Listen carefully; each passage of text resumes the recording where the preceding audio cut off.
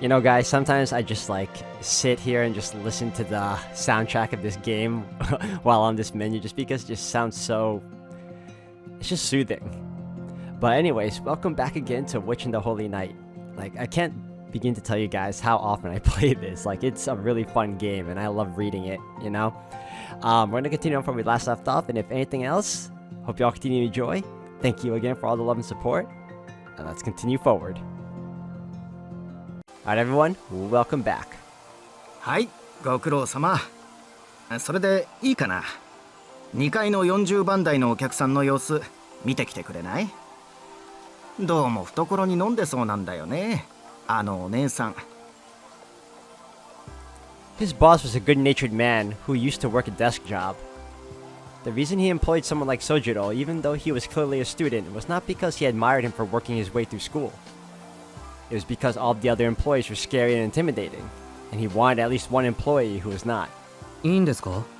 トイレの掃除まだですけど。いいのいいの。なんかね、カメラの死角にいるんでいまいち確証取れないの。そうちゃん、今のところ的中率 100% でしょ。様子見てきてくれないかな。Hearing that, Sojiro put away his cleaning equipment and headed upstairs. It was a typically large-scale pachinko parlor with 2 floors. It prided itself on being a local establishment that was satisfied with taking the locals' money little by little without resorting to more exploitive means. But regardless of the parlor's intentions, its customers were not so scrupulous. Among them were casual players, professional gamblers, and cheaters looking to profit by exploiting whatever loopholes they could find. Of particular prevalence was a device developed in the mid-80s that could disrupt the machine's circuitry from the outside and make it much easier to get what was called a 777 jackpot. Ooh. As much as the parlor wanted to deny these cheaters entry, it needed to present hard evidence of cheating or risk losing customers, particularly in the service industry. Innocent until proven guilty was not a rule taken lightly. As a result, they could only punish the customers they caught in the act. Such cheaters were known as gotoshi, a slice of society which Sojiro knew nothing about. What he did know was that they were inconveniencing his employer and violating their rules. He went upstairs. The radio and the game machine sounds on the second floor were quieter than the cacophony downstairs. There were 100 game machines on the ground floor and over 80 on the second. While there were some empty seats here and there, it was a solid evening turnout. The machine mentioned by his boss was in the center aisle. Sojiro nonchalantly leaned back against the wall and watched the customer hit the jackpot over and over again. The second he saw her, his gut told him that she was not cheating. He still was not sure what made someone a master swindler, but if it meant they were special, this woman certainly fit that description. It was almost as if he could feel the luck emanating from her. As the customers looked on, she silently turned the handle again and again. She appeared older than Sojiro. She wore a green form-fitting one-piece dress. A pair of stockings covered her legs. Her slender legs were gracefully crossed, and her elegance suited a painting better than a casino. Her dark reddish hair was cut short in a bob, perfectly framing her stylish spectacles and crimson lips. Truth be told, something was off about this picturesque beauty ringing the jackpot over and over again. 4 boxes worth of pachinko balls sat at her feet, and her winning streak showed no sign of abating. She looked bored as her slender porcelain fingers lifted a long cigarette to her lips. なんかどっかで。Just as that thought crossed his mind, her gaze turned toward the wall, and Sojiro.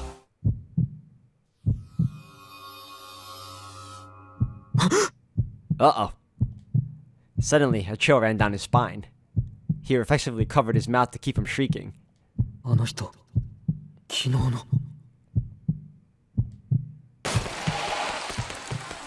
Acting on pure instinct, Sojiro took off running.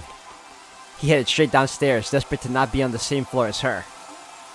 He would have run straight out the door but for his obligations to his job. 店長、早退します。それと、2階の人は問題ないです。He tried to keep his composure as he spoke, jamming his school uniform into a paper bag as he ran out of the parlor.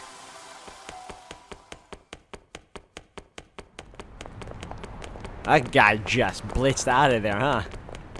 She must be incredibly dangerous then. Cloudy weather brought the shadow of night over Yashirogi as he ran through the shopping arcade toward the station. He shot up the long staircases like an arrow, quickly pulled his train pass from his wallet, and passed through the ticket gate. The ticket gate was crowded with people standing around, walking and talking. The station attendant by the automatic ticket machine had an unpleasant look on his face. There was now a familiar, comforting hustle and bustle around him. Just another day in the city. Nothing like what he witnessed the night before.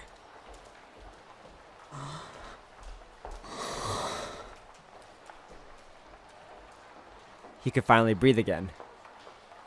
The momentary rush of relief brought him to an abrupt stop. He nervously turned around. There was no way that dangerous individual could be behind him. って考えてみると He couldn't think of a good reason for why he fled so desperately. As far as he could remember, he hadn't even seen the threat's face long enough to form an opinion about her. Sojiro gave himself a good slap on the cheek to pull himself together and quickly made his way down to the platform. Unfortunately, the next train was 10 minutes away, and panicking would do him no favors, so he quietly found an empty seat and sat down.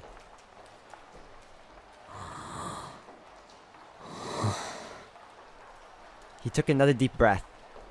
He was surrounded by people waiting for the train just like he was. And no sign of anyone pursuing him. His head finally cleared up, and he assured himself that he was overthinking things. Though he was surprised at how heavy his shoulders felt. 疲れてるのは分かってる自分の体のことだし Sojiro sighed at his greater than expected fatigue. He had certainly struggled since coming down from the mountains, but in retrospect, it could have been worse. Physically, he was probably holding up fine. He was much less confident in his mental state. The city and the mountains could not have been more different. He had been slow to recognize the differences and adapt. Acclimation was simple enough. Humans were nothing if not adaptable.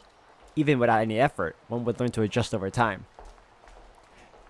Recognizing the challenges had been the hard part. そりゃとにかく難しいことだらけだし Sojiro grumbled a complaint he'd never uttered before. To be honest, he was still afraid to wander around town. There were so many things city people took for granted that Sojiro had yet to grasp.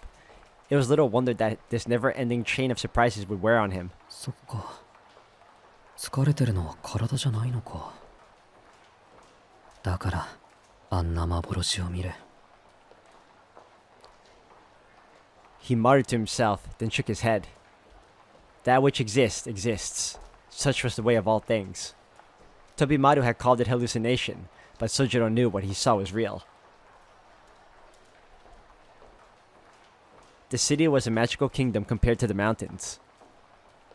If there were real magicians secretly living here, that should have been no surprise at all. The thought alone made his legs tremble. It took him a moment longer to realize that they were quivering out of fear. He had feared the unnatural ever since he encountered a wild bear on a mountain's path as a child. いやあれはこんなもんじゃなかったっけなりふり構わず泣き叫んだもんなあの時は Sojiro smiled a little as he recalled his traumatic childhood memory. Anyone would have fainted at the sudden appearance of a growling beast that towered over 6 feet tall.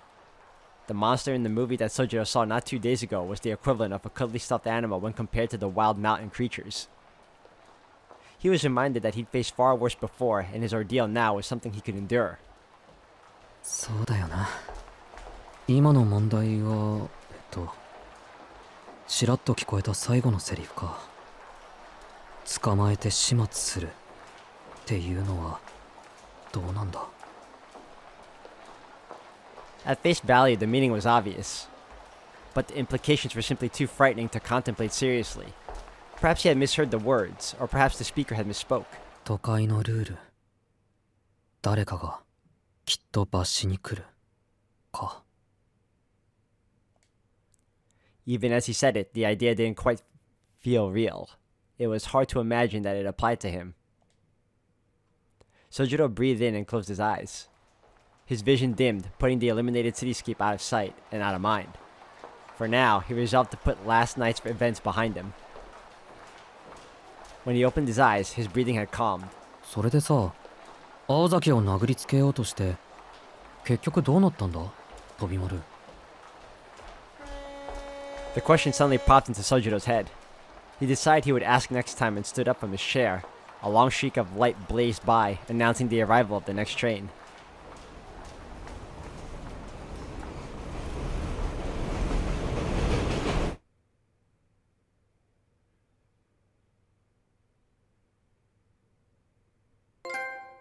It's like that every day. Alright, we finished this chapter.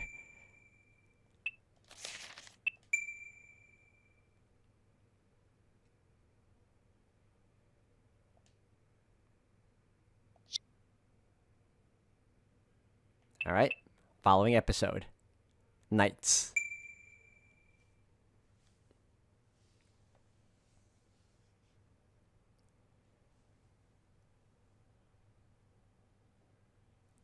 Let me tell you how the events of yesterday transpired. On moonless nights, you must never look back. Was it a lesson, or was it a warning? It was so very long ago. At the time, I could not have imagined what my very being would become. One night, it came without warning. I was filled with an anxiety so heightened that it made me want to burst into tears, so I fled to my grandfather's workshop. Unlike the grandfather I knew, he smiled and kindly placed his hand upon my head. Yes, the Red Death follows your every step. Rather than consoling me, he sent me home with only those haunting words. That night, I am certain that I sensed a shadow lurking behind me. Something or someone watching me from afar. Then little by little, year by year, it drew closer. Eventually, the presence that once felt like a spot on the horizon grew so close that I could feel its breath down the base of my neck. Of course, it was all in my mind. When I turned around, nobody was there. But that night marked the beginning. In hindsight, I later understood that the indescribable anxiety I felt was the dread of certain death.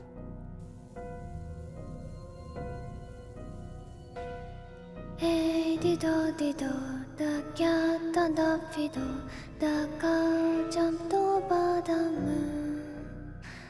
The little dog laughed. How much time has passed since that night? I'm curious if that's a known song or if that's just made up for this game.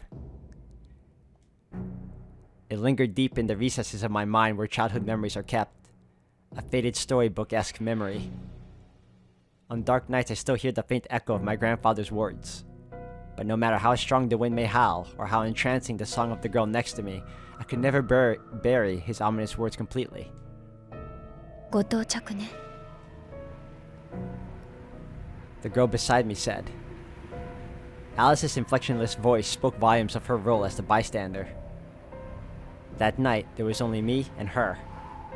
It was the night I would mark as the birth of who I am today. For what should have been quite the memorable night, it sure wasn't a promising start. Dense clouds blocked the starlight above like a black umbrella. Strong wind tore through the sky, carrying the heavy clouds with it. The hands on the clock in the middle of the park pointed skyward, as if reaching for the moon. Unfortunately for them, tonight there was no moon to point at. The winter air grew fiercer as the night wore on. Inhaling felt as though it would freeze me from the inside. The air chilled me to the bone, threatening to pass up my spine directly to my brain, to prevent my mind from being paralyzed, and to prevent my fingertips from becoming stone. I sparked a fire using my internal rhythm and emotion. 触覚を譲るわ。幸運ね。あの位置なら刻んでおいたウィスプが灯る。I responded to Alice with a nod. And then, for just a moment, I saw the ground. My legs quivered ever so faintly. I told myself they were shaking from the cold, but I wasn't so sure.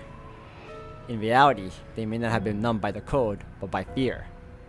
I breathed a sigh of relief. My humanity must still be intact if my emotions are still present.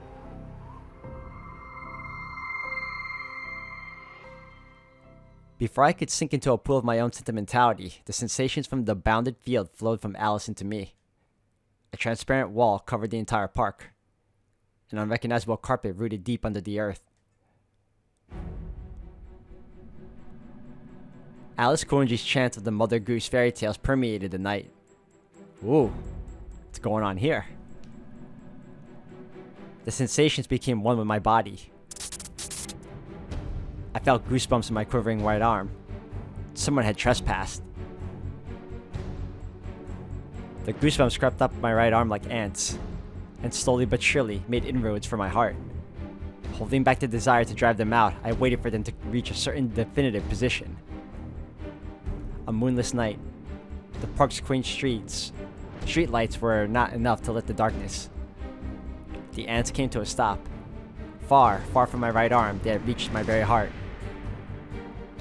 Even without the aid of my senses of sight, I could see the intruder lurking in the darkness. To starboard, in the bushes about 30 steps back on all fours, it was beckoning with its right hand. Soko! The enemy's movement and my perception of it were in lockstep. I spun around. The enemy's arm stretched out like a spear. This lethal weapon aimed at the back of my head brushed my hair at breakneck speed. With the omniscient view granted by Alice's ward, I managed to avoid it by the skin of my teeth. My hair fanned through the air from the violence of the attack. An attack grazed my cheek and I felt a small sharp pain. It felt like the kiss of death. She's fighting a mannequin? A magical, or is it, what you call those? A husk? Or... the name eludes me right now. Homunculus. I switched the flow of my body's blood to a different cycle. This is like Shio's magic circuits right now. The blood running through my veins at a few feet per second transmuted into an imaginary element. My body became a single circuit, and my heart transformed into a completely different engine. Oh, see? Magic circuits. An unknowable motion of immeasurable heat. A mystic yet untapped by humankind that made me who I am. The fire of life behind all miracles and fables. This is what we mages call magical energy. Setto. I turned around, set the enemy in my sights, and held up one hand. My arm was the agent of my will. My lack of experience meant my magecraft would only be possible with the use of vocalizations and gestures. Magical formulae were engraved all over the park. All I had to do was ignite them. I needed to direct the flow of the magical energy within my body into each formula. Typically, a mage acts as a conduit, whether wired or wireless. The mage simply pours magical energy into the formula. Releasing this energy in the form of projectile, stream, or any number of other methods would usually suffice, but in my case, it was the feeling of my limbs whipping out. Moera!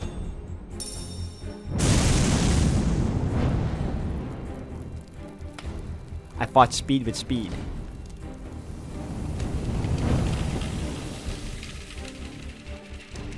The enemy's arm extended 10 feet forward, became engulfed in flames. It was nighttime at the park, the scene reminiscent of a campfire, but one in which the center of the flames contained a humanoid figure wiggling like a shadow puppet. The flames subsided just as unnaturally as it had ignited.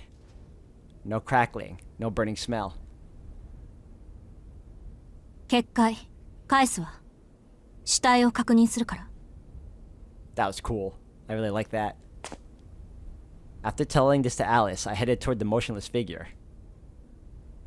I killed it. I killed it. I killed it. Regardless of who my opponent was, I just took someone's life. My throat parched, I swallowed the truth that without this sense of reality, I would have been helpless. So hard and bitter, impossible to swallow, but I tried to anyway. I was unnervingly calm. My heart pounded and my breath felt heavy, but my mind was nonetheless calm. By the time I realized it, the charred remains were already in front of me. Bracing for a counterattack, I carefully examined the corpse. Everything seemed fine. This body lying slumped to the ground was nothing but ash. Huh? But something wasn't right. To begin with, its remains didn't smell organic. Not willing to believe my hunch, I took a closer look at the corpse's face. All that greeted me was the featureless white face of a mannequin. ちっくしょう、またやられた。 Screaming, I kicked the mannequin. The corpse crumbled to ash and disappeared with the wind. No, this was no corpse. This was just a puppet, and for all our efforts to lure the master out, we had once again been tricked by a familiar. My debut, my first test out in the open, would be postponed for another day. いつになったら一人前にって。あれ？ At that moment, I suddenly noticed something familiar in the corner of my eye. Something seemed strange about the slide on the other end of the park. It appeared as though its shadow were larger than it should be. Was I still drunk in the high of battle? It took me a second to realize what it was. 誰？ Calling out was a mistake. Startled by my voice, the figure wearing a familiar high school uniform took a step back and then it broke into a sprint. That was Sojiro, wasn't it? He was talking about an incident that happened last night. It was probably this one. Like someone running for their life. That also sounds like him too. Or should I say, he was doing exactly that. 追いかけて！見られた！ In a rush, I shouted to my partner, but she hadn't even noticed the third party's presence in the first place. Though it wasn't as if I could move by myself. Embarrassingly, the fight had taken more out of me than I had liked. ダメ！逃げられる！捕まえて始末しないと！ There was no time for niceties. Yep, that was definitely him. He remembered that line. We have to catch and eliminate him. For us, being seen here was a matter of life and death. 待って、この！ Shaking off the numbness in my legs, I made for the park's exit. Yeah, I also remember, I believe it was also in Fate Stay Night where Tosaka was practicing magic. There was a rule where non-mages were not allowed to see any magical incidences occurring. Otherwise, they would either have to be eliminated or they would have to have their memories removed or some sort like that. I had to admire his escape. The witness party to the entire night's proceedings had disappeared into the darkness of the residential district without a trace. ああ、もう結界にあいつの感触なんてなかったのに。 Complaining to myself wouldn't bring back the figure in uniform. Bitter at my own incompetence, I gave up the chase. Well, I'm guessing Soju is just as special as Aoko over here, as well as Alice. Though excuse me guys. Though temporarily, the park had become Alice's woods. For anyone within a few feet of the park, other park goers, identifiable features and voices became murky, like the stuff of fairy tales. Tonight's proceedings may have had a witness, but if our identities were still hidden, then this was still a chance. あの背中、男だった。 I returned to the park. That uniform was without a doubt from my high school. That was clue enough. If he was a schoolmate of mine, I had plenty of methods to flush him out. にしても、どうしてこう問題ばっかり増えていくんだろう。 Amidst my grumbling, I set my priorities straight. Before some strange rumors spread, I needed to seal the witness's mouth shut. That was the highest priority, quickly and without mercy. Looking up, I saw Alice's previously distant figure. Though she was in as much trouble as I was with her existence as a magus also exposed, she had but one thing to say. これは困ったことになったわね。 Her statue-like figure staring into the darkness seemed more expressionless than calm. I was pissed off. Her inscrutable voice resembled the moonless night so much it made me angry.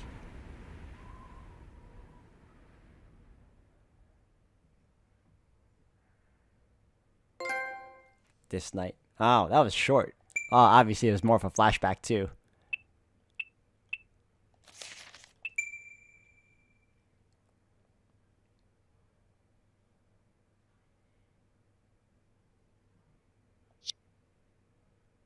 Alright, next up. Blue's in her name.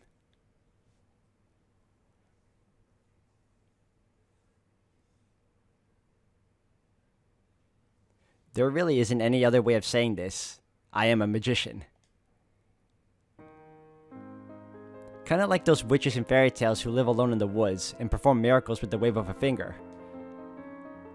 While the popular depiction of it differs from reality, it's closer to the truth than you know. Though, just so we're clear, no, I don't fly to the sky on a broom. I cannot transform into animals or speak with small birds. Modern mages are nothing so fanciful. Our existence sounds unbelievable, but we're quite grounded.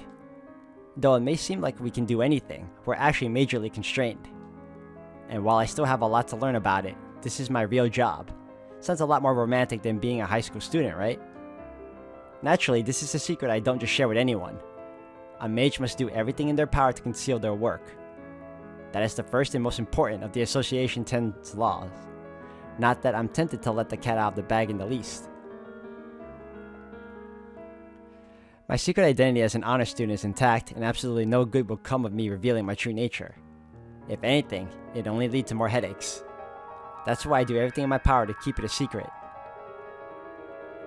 Of course, if I'd accomplished anything as a magician by now, then maybe I'd see it differently. I fantasize about revealing my secret life's work to a single special person when I finally make something of myself. Yeah, it'd be pretty stellar to just confess one day. By the way, I'm a magician. That idea alone is enough to keep me from spoiling the big reveal regardless of the association's rules. My grandfather patted me on the head when I shared these thoughts with him. I don't know if that was praise or what, but I remember that his touch was gentle. I first learned that I would be succeeding my grandfather on the day I graduated middle school. When I returned home, there he was. Your elder sister left on a journey. From this day forth, you are the heir to the Aozaki. He said it in such a matter-of-fact way. I knew that the Aozaki family passed down this old tradition of magecraft, but to be honest, I never imagined I would be the one to wield it. Magecraft is supposed to be passed down to a single child. It was my sister's role to take the mantle, and I had no interest in dedicating myself to so many rules and routines. I planned to live a normal life. I had hopes and dreams for the future. I felt bad for my sister, but I was determined to live my life my way. And while I managed to do just that for a time, I was blindsided by a vicious counterpunch. Since then, I've been thrust headlong into a world I had only observed from afar. It was a hell of a way to start high school. But I suppose it wasn't all that bad, all things considered. A lot has happened since then. I was so dazed by this newfound life that a year of school motored right by. I was the second year before I knew it. Thankfully, nothing drastic has happened. The 6 months my roommate and I totally tried to kill each other notwithstanding. As it happens, I've got a natural talent at this magic stuff, so I've yet to have any hang-ups there either. I'm only human, so I've had my fair share of headaches for sure, but never once did I worry about my future. I thought my life would be smooth sailing all the way. If only everything had gone to plan last night. どう？ Alice Kounji asked Aoko Aozaki the second she entered the house. Her dark eyes succeeded where her voice failed to communicate the gravity of the situation. Aoko took off her unflattering coat, hung it on the hanger, and sat down on the sofa. Alice sat across from her, with a table separating them. そっちは？よくないわね。偵察に行けるのは7個くらい。ここのところ使ってばかりで、作り置きをする余裕もなかったし。Alice's gaze drifted from Aoko to the box on the table. あの夜、町を監視していた奴はいないの？町の偵察は完璧なんでしょ？そいつら。それは昼間の話よ。夜間飛行は危険が多いわ。Meaning they were the least used when needed the most, Aoko sighed. そういうあなたは？朝は随分と強気だったけど。ん？ああ、こっちは予定通りよ。明日までには絞り込めると思う。今朝、飛び丸にうちの生徒の自宅と行動時間を調べさせたから。あの時間に公園をうろつくやつはめったにいないし、簡単に割り出せる。そう簡単に行くの？行くわよ。伊達に生徒会に勤めてないわ。その程度のデータは揃えてある。月1のバイト先はおろか、親しい友人宅との移動時間、その優先順位まで調べ上げてるんだから。人には見せたくなかったリストだけど、そんな余裕ないでしょ？だから、そういうのが向いてる副会長にやらせたの。Alright guys, I'm gonna end the video here for today. Thank you all for watching. When we come back, we're gonna continue on and see where this leaves off, because this got really interesting now that we know Sojiro was the one that spotted them and witnessed everything that happened between Aoko and Alice over here. So if anything, I'll see you all in the next one.